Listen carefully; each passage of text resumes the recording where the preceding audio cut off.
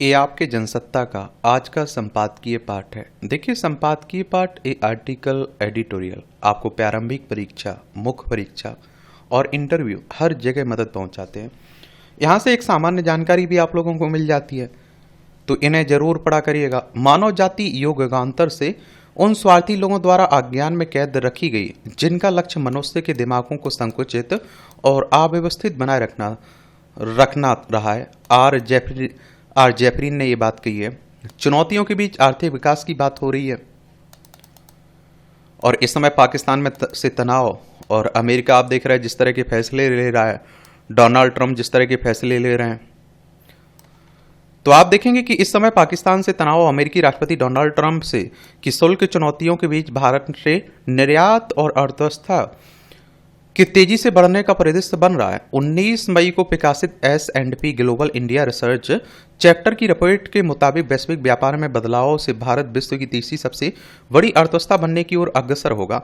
हाल ही में प्रकाशित देश के वैश्विक व्यापार के आंकड़ों के मुताबिक चालू वित्त वर्ष के पहले महीने यानी अप्रैल में वस्तु निर्यात में 9% और सेवा निर्यात में 15% का इजाफा हुआ है। अप्रैल में करीब 74 अरब डॉलर का निर्यात हुआ है। पिछले वित्त वर्ष 2024-25 में भारत ने कुल 825 अरब डॉलर का रिकॉर्ड निर्यात किया था।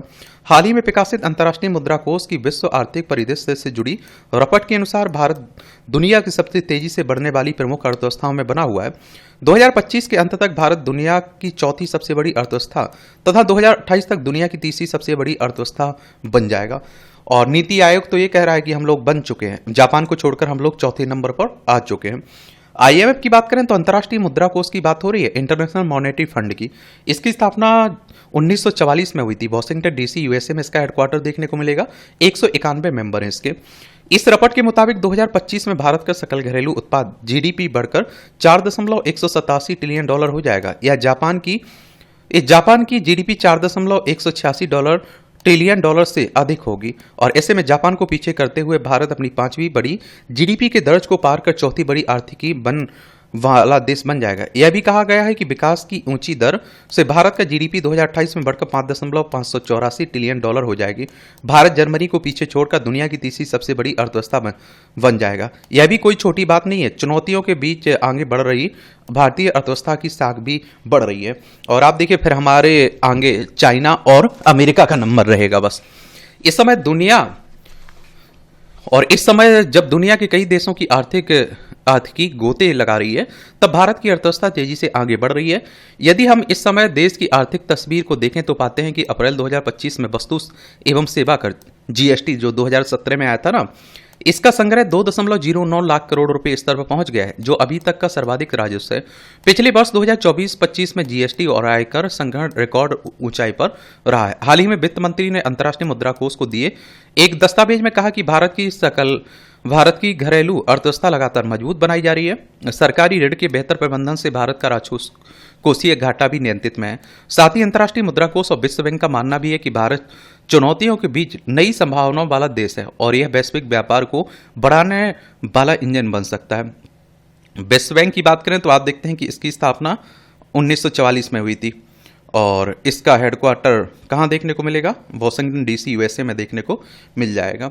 अंतर्राष्ट्रीय वित्तीय संस्थान है। और देखिए, राजकोषीय घाटा की बात करें तो तब होता है जब सरकार का कुल व्यय खर्च उसके कुल राजस्व से अधिक होता है और जिसमें उधार लिया गया धन शामिल नहीं होता है। वित्त मंत्री ने कहा कि भारत वैश्विक व्यापार युद्ध के दौर में नीतिगत चुस्ती और दीर्घकालिक नजरिए से वैश्विक व्यापार चुनौतियों से निपटने के लिए रणनीतिक रूप से आगे बढ़ रहा है। भारतीय अर्थव्यवस्था की बुनियादी स्थिति मजबूत है और निवेशकों का विश्वास बना हुआ है। अर्थव्यवस्था व्यापक आर्थिक विवेक से प्रबंधित की जा रही है। उद्यमियों को नीतिगत स्थिरता उपलब्ध कराई जा रही है। वैश्विक वित्तीय और आर्थिक संगठनों का मानना है कि चालू वित्त वर्ष में भारत की विकास दर 6.5% रहेगी। पाकिस्तान से तनाव और अमेरिका के थोपे गए शुल्क के बीच भारत की अर्थव्यवस्था पर कोई असर नहीं पड़ा है। भारत अपने स्थानीय और घरेलू बाजार से किसी भी आर्थिक झटके का सामना करते हुए आगे बढ़ने की संभावना रखता है। इस समय 6 महत्वपूर्ण आधार भारत की घरेलू घरेलू आप देखते हैं कि आर्थिकी को मजबूती दे रहे हैं। इसमें घटती महंगाई, घटती ब्याज दर, अच्छा मानसून, बढ़ता शेयर बाजार, मध्य वर्ग की बढ़ती क्रय शक्ति, अमेरिकी शुल्क से मुकाबला करने की भारत की कूटनीतिक रणनीति शामिल है। महंगाई दर घटने से विकास को गति मिल रही है। राष्ट्रीय सांख्यिकी कार्यालय के आंकड़ों के अनुसार भारत की खुदरा महंगाई अप्रैल 2025 में घटकर 3.16% पर आ गई है। यह गिरावट मुख्य रूप से सब्जियों, फलों और दालों और अन्य प्रोटीन युक्त वस्तुओं की कीमतों में नरमी के कारण दर्ज की गई है। उपभोक्ता खुदरा महंगाई मार्च में 3.36% थी, जबकि अप्रैल 2024 में यह 4.83% थी। जुलाई 2019 में 3.15% थी। अप्रैल में खाद्य महंगाई दर घटकर 1.78% रही, जो मार्च में 2.69% और पिछले साल अप्रैल में 8.7% थी। और इसी तरह मार्च 2025 में थोक महंगाई दर घटकर 2.5% के स्तर पर आ गई और लंबे समय तक ऊंचे स्तर पर रहने के बाद देश में महंगाई नीचे आने के पीछे एक प्रमुख कारण बेहतर कृषि उत्पादन भी है। 2024-25 में प्रमुख फसलों के उत्पादन के दूसरे अग्रिम अनुमान के मुताबिक खरीद पैदावार में पिछले साल से करीब 6.8 और रबी उत्पादन में करीब 2.8% अधिक बढ़ोतरी होने के अनुमान है और इससे गेहूं, चावल और मक्के की फसल का उत्पादन रिकॉर्ड स्तर पर पहुंच सकता है। साथ ही अन्य खाद्यान्नों तथा मोटे अनाज, तुअर और चने का उत्पादन भी रिकॉर्ड ऊंचाई पर पहुंच सकता है। अच्छा मानसून भी कृषि विकास को नई ऊंचाइयां देते हुए दिखाई दे सकेगा। पिछले दिनों भारत मौसम विभाग ने इस साल मानसून के दौरान औसत से 5% अधिक वर्षा का अनुमान जताया और इससे ग्रामीण भारत सहित पूरे देश की अर्थव्यवस्था को लाभ होगा। फिर भी सरकार द्वारा अर्थव्यवस्था को मजबूती देने के लिए कुछ और बातों पर ध्यान देना लाभप्रद होगा। भारत में आत्मनिर्भरता की नीति और वोकल फॉर लोकल मंत्र को बनाना होगा। इससे स्थानीय और घरेलू बाजार में तेजी से आगे बढ़ेंगे और जीएसटी में सरलता, निवेश के लिए अधिक अनुकूल माहौल, कुशल बुनियादी संरचना, लॉजिस्टिक लागत में कमी, गति शक्ति योजना का तेज क्रियान्वयन, व्यवसाय करने की प्रक्रिया की सरलता जैसे रणनीतिक कदमों से भारत के घरेलू बाजार की चमक बढ़ाई जा सकेगी। अब शुल्क संरक्षण के बजाय वैश्विक प्रतिस्पर्धा, अनुसंधान व विकास पर भी ध्यान दिया जाना चाहिए। कृषि तथा श्रम सहित अन्य सुधारों के क्रियान्वयन पर ध्यान देना होगा। देश को अधिक डिजिटल महारत हासिल करनी होगी, चूंकि अमेरिका ने चीन से अपने देश में आने वाले उत्पादों पर ज्यादा शुल्क लगा दिया। ऐसे में भारत की ओर से चीनी सामान की डंपिंग शुरू हो गई है और इसे देखते हुए विभिन्न क्षेत्रों के भारतीय उद्यमियों की घरेलू बाजार में चीनी सामानों की डंपिंग को लेकर चिंताओं पर ध्यान देना होगा। ऐसे विभिन्न रणनीतिक कदमों से ही भारत की आर्थिकी और मजबूत बनेगी। उम्मीद है कि भारत अंतर्राष्ट्रीय मुद्रा कोष के अनुमान के मुताबिक इस वर्ष दुनिया की चौथी बड़ी आर्थिकी और 2028 में तीसरी बड़ी आर्थिकी बनकर विश्व के आर्थिक आकाश में चमकते हुए दिखाई देगा। साथ ही एक आर्थिक महाशक्ति बनते हुए भारत सैन्य शक्ति के साथ आतंक और साजिश रचने वालों का विनाश करने वाला दुनिया के सबसे अहम देश के रूप में रेखांकित हो सकेगा। बाकी आप लोग क्या सोचते हैं, अपनी राय आप लोग बता सकते हैं। आपके क्या विचार हैं। शोर की संस्कृति। हमारा देश शोर बहुल है। ये आप देखिए, यहां जो जितना शोर मचा सकता है उसे उतना ही बलशाली और प्रभावशाली व्यक्ति समझा जाता है और शोर की एक अलग संस्कृति धीरे धीरे विकसित होती जा रही है। धार्मिक उत्सव में चाहे वे किसी भी धर्म के हों, लाउड स्पीकर लगाकर जगह जगह चौराहों पर पंडाल लगाकर तेज संगीत या भाषण आदि घोर धार्मिक और समर्पित होने का प्रतीक माना जाने लगा है। जो जितना दिखावा कर सकता है उतना बड़ा माना जाने लगा है। कोई मेला उत्सव या फिर मांगलिक उत्सव ऐसा नहीं होता है जहां फिल्मी गीतों का तेज धुन और कान फोड़ू संगीत ना हो। विवाह समारोह का आयोजन मिलने जुलने पारस्परिक संवाद के लिए भी होता है, लेकिन संगीत की तेज ध्वनि के चलते आपसी हलचल पूछना भी मुश्किल हो जाता है। त्योहारों के दौरान ऊंची ध्वनि वाले भजन, संध्या, राजनीतिक, सामाजिक आयोजनों में शोर को शक्ति का प्रतीक माना जाता है। और आप देखते हैं कि आप अगर कहीं किसी से मिलने जा रहे हैं तो उससे अच्छे से बात तक ना कर पाएंगे। उस फंक्शन में इतने आप देखते हैं कि तेज गाने बजते हैं। हमारे यहाँ सामान्य मान्यता है कि जो शोर से बोलता है उसकी बात सुनी जाती है। बढ़ते शहरीकरण, औद्योगिकरण के चलते भी मशीनों का शोर, ऊंची ऊंची बहुमंजिला इमारतों के निर्माण कार्य का शोर आसपास के निवासियों का जीवन बदहाल कर देता है। सड़क यातायात में वाहनों के हॉर्न का बेजा प्रयोग आम बात है।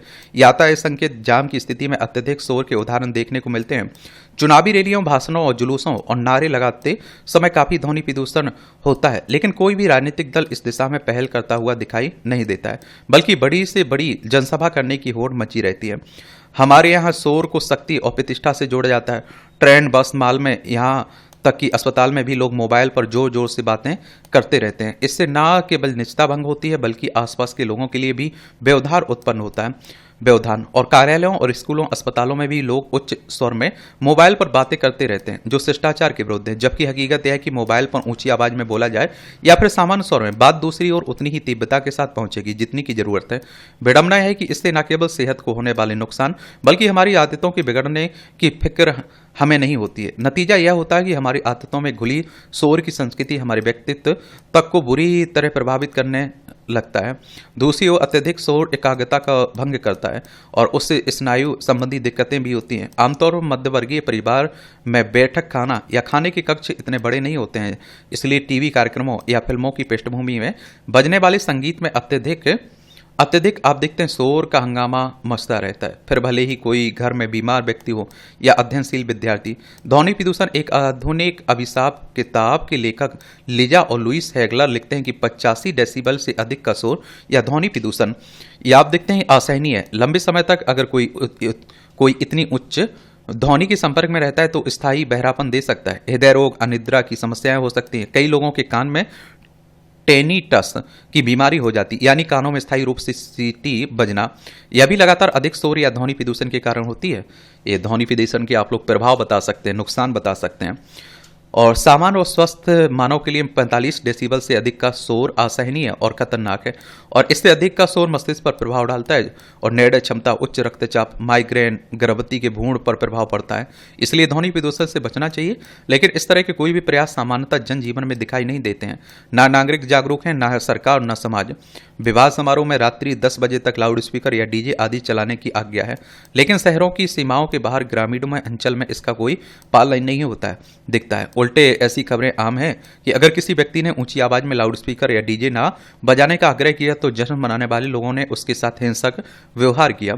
धार्मिक और सांस्कृतिक आयोजनों पर भी तो प्रशासन, पुलिस भी हाथ डालने से कतराती है। ध्वनि प्रदूषण नियम के तहत सुबह 6 से रात 10 बजे तक ही प्रतिबंध है। इससे सामान्य जीवन का हिस्सा मान अनदेखा कर दिया जाता है। लोगों में जागरूकता की भारी कमी है। विदेशों में आम नागरिक बहुत धीमे बात करते हैं, सफर के दौरान मात्र लिखित संदेश से काम चलाते हैं। शोर की संस्कृति वहां आमतौर पर नहीं दिखती है, लेकिन हमारे यहाँ बिना शोर मचाए ना सरकारें सुनती हैं और ना नौकरशाह ना ही जनमानस। कई देशों में अनावश्यक हॉर्न बजाने पर जुर्माने का प्रावधान है, लेकिन हमारे यहाँ लोग तरह तरह के कान फोड़ो हॉर्न लगाए बेटों घूमते नजर आते हैं। कई बार तो बिना किसी वजह से भी लोग गाड़ियों के हॉर्न बजाते हुए चलते हैं ताकि उन्हें रास्ता साफ मिले, जबकि कई बार रास्ता खाली भी हो। उन्हें यह अंदाजा भी नहीं होता है कि उनके शौक की वजह से किसी की समस्या पैदा होती है। दरअसल सरकारी नीतियों के सख्त क्रियान्वयन की ही नहीं, सामाजिक जागरूकता अभियानों की भी महती जरूरत है। तकनीक और व्यक्तिगत जिम्मेदारियों के सम्मिलित प्रयासों से ही कुछ चेतना और बदलाव लाया जा सकता है।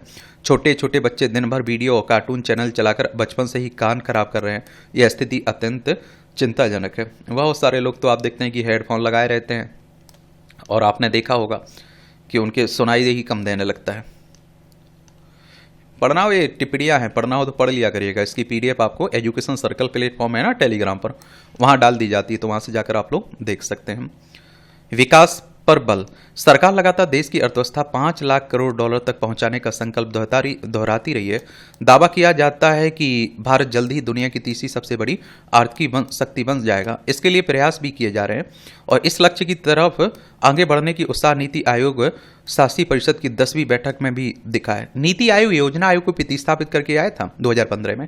इसमें प्रधानमंत्री ने सभी राज्यों के मुख्यमंत्रियों से कहा कि अगर वे टीम इंडिया की तरह काम करें और हर राज्य, हर शहर, हर गांव को विकसित बनाने के लिए काम करें तो आजादी की 100वीं वर्षगांठ से पहले ही देश को विकसित की श्रेणी में खड़ा किया जा सकता है। उन्होंने पर्यटन, शहरी विकास पर विशेष बल दिया है। पर्यटन क्षेत्र हमारी अर्थव्यवस्था में एक बड़ा योगदान देता है। इस बैठक का विषय भारत को 2047 तक विकसित देश बनाने पर विचार करना था। यह एक तरह से केंद्र सरकार के विकासोन्मुख कार्यक्रमों को और गति देने की मंशा के अनुरूप ही है। अक्सर विपक्षी दलों वाली राज्य सरकारों और केंद्र सरकारों के बीच नीतियों का टकराव देखा जाता रहा है और जिसका असर विकास कार्यक्रमों पर पड़ता है। अच्छी बात है कि इस बैठक में प्रधानमंत्री ने मुख्यमंत्रियों के साथ संबंधों में सहजता लाने का प्रयास किया है। इसी का नतीजा है कि बैठक में किसी प्रकार की वैचारिक विरोध नजर नहीं आया। हालांकि कांग्रेस ने इस बैठक को लोगों का ध्यान भटकाने का सरकार का एक और प्रयास बताया। इस बात से इंकार नहीं किया जा सकता है कि भारत दुनिया की तेजी से उभरती अर्थव्यवस्था है और तमाम झटकों के बावजूद बावजूद इसकी रफ्तार बहुत प्रतिकूल प्रभाव नहीं पड़ा। ऐसे में विकासशील देशों यानी कि वैश्विक दक्षिण देशों की उम्मीदें इससे और जुड़ती गईं और विश्व पटल पर व्यापारिक समझौते आदि के मामले में भारत ने कई उल्लेखनीय उपलब्धियां हासिल की। ऐसे में अगर केंद्र और सभी राज्य सरकारें मिलकर विश्व मानकों के अनुरूप अपने शहरों, पर्यटन स्थलों और विनिर्माण योजनाओं पर गंभीरता से काम करें तो एक मिसाल कायम हो सकती है। मगर असल चुनौती यही है कि केंद्र सरकार किस तरह राज्य सरकारों के साथ सौहार्द सहयोग का रिश्ता कायम कर पाती है। पश्चिम बंगाल की मुख्यमंत्री को लगातार केंद्र की नीतियों, बैठकों आदि का विरोध करती रही हैं और इसके अलावा विपक्षी दलों की राज्य सरकारों के साथ केंद्र के रिश्ते तनावपूर्ण देखे गए हैं। इसलिए केंद्र से ही अपेक्षा की जाती है कि वह इस तल्खी को दूर करने का प्रयास करे। विकास और अर्थव्यवस्था एक दूसरे से नत्थी होते हुए भी कई मामलों में इनके अलगाव भी होता है। जरूरी नहीं है कि सकल घरेलू उत्पाद के आंकड़ों के आधार पर अर्थव्यवस्था की दर ऊंची होती है पर देश में खुशहाली का स्तर भी ऊंचा हो। भारत में यह विरोधाभास गहरा है। एक तरह विकास दर ऊंची है तो दूसरी तरफ बेरोजगारी, गरीबी उन्मूलन के मामले में अपेक्षित कामयाबी नहीं मिल पा रही है। शिक्षा, स्वास्थ्य सुविधाएं भी पिछड़ांकित होती रहती है। अर्थव्यवस्था के सभी क्षेत्रों में विकास दर संतुलित नहीं है। विनिर्माण क्षेत्र अब भी हिचकोले खा रहे हैं और इसकी बड़ी वजह है कि निर्यात बढ़ाने और व्यापार घाटा फाटने में अपेक्षित कामयाबी नहीं मिल पा रही है। विदेशी प्रत्यक्ष निवेश लक्ष्य के मुताबिक आकर्षित नहीं हो पा रहा है।